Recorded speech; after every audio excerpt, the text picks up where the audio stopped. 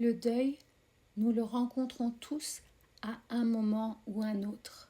C'est la perte de tout ce qui nous est cher, de tout ce qui nous importe dans la vie. Ça peut être une personne que l'on aime, une partie de notre propre corps, l'ablation du sein par exemple, l'amputation. Ça peut être la perte d'un conjoint par séparation ou par divorce. À noter que le deuil est différent dans le cas d'un divorce que dans le cas d'un veuvage. Ça peut être la perte d'un emploi, d'un statut, la mise à la retraite par exemple. Le deuil peut nous toucher lorsque nous perdons notre réputation ou lorsqu'on est réfugié dans un autre pays.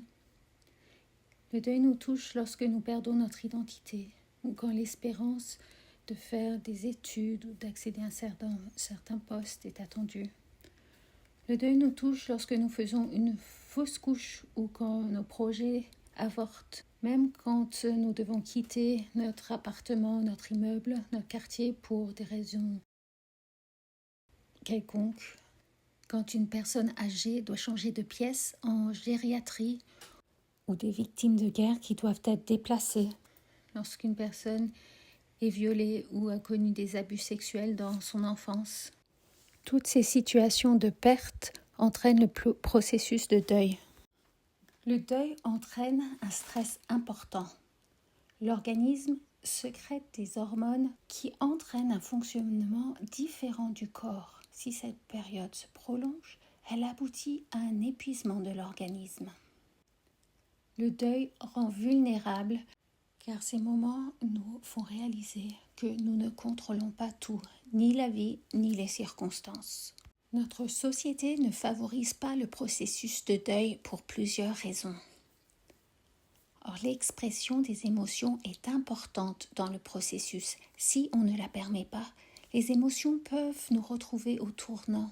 Même 10 ans après, à l'occasion d'un autre deuil, si nous n'avons pas pris le temps de regarder en face nos besoins, nos émotions, notre tristesse au moment même du deuil.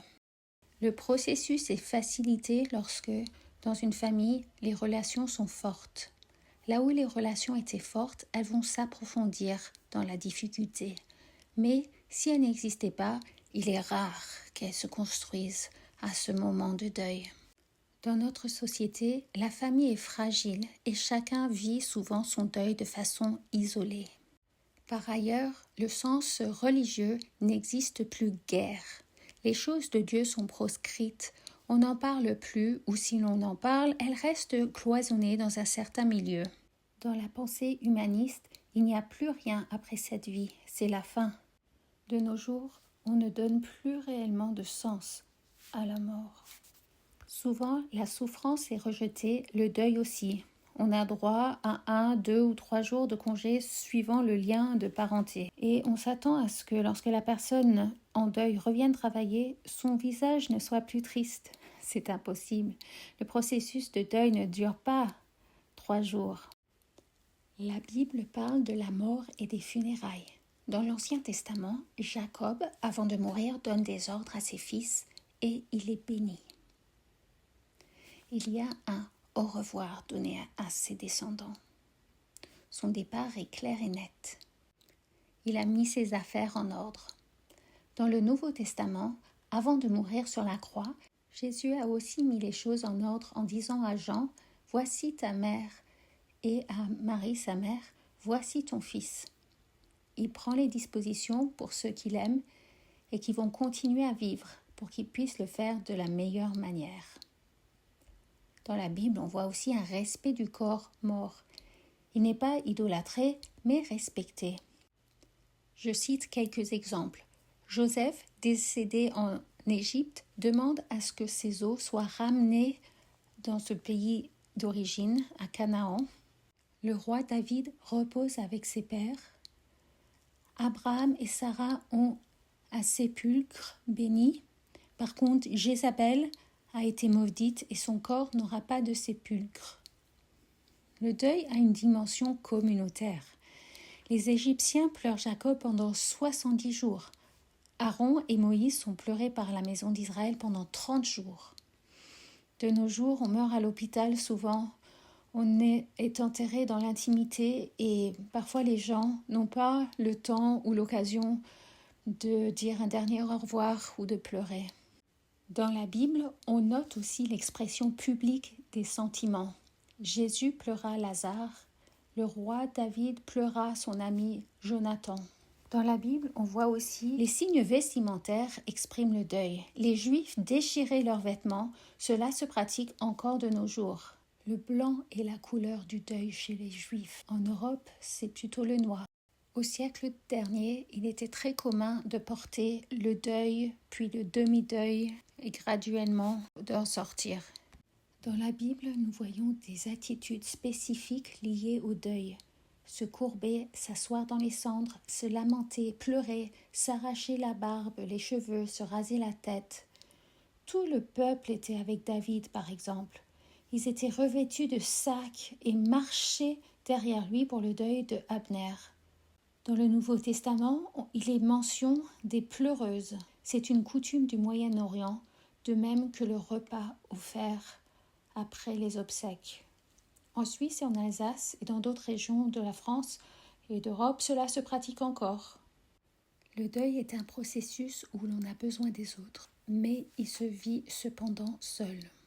Souvent la solitude est une souffrance ajoutée.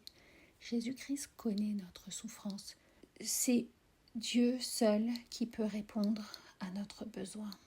Les autres peuvent nous aider à saisir certaines choses. Ils peuvent nous entourer.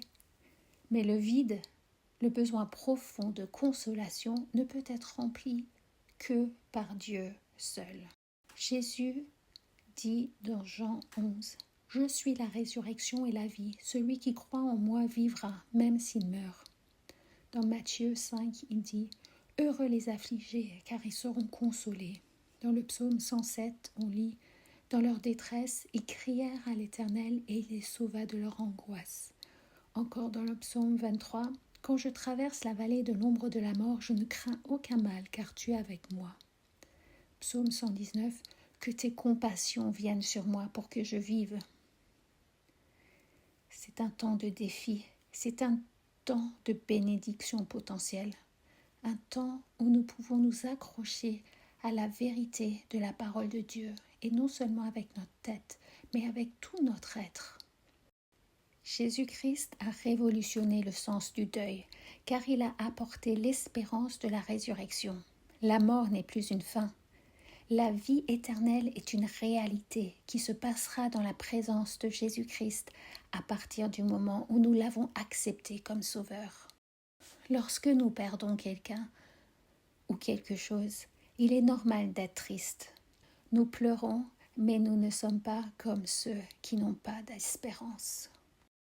Le chrétien a l'espérance de la résurrection, car ce sont nos souffrances que Jésus-Christ a portées à la croix, et c'est de nos douleurs qu'il s'est chargé.